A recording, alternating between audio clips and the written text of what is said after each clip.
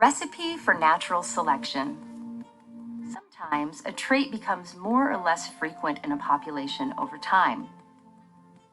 But not all change over time is the result of natural selection. Natural selection needs three ingredients: variation, heritability, and reproductive advantage. Variation means that for a certain trait, there are differences between individuals. Heritability means that those differences come from genes that pass from parents to offspring.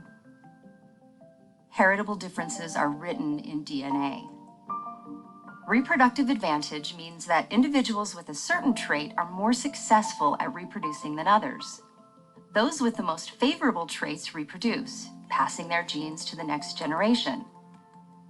Over multiple generations, unfavorable variations decrease in a population, and favorable ones become more common. If any of these ingredients are missing, then it's not natural selection.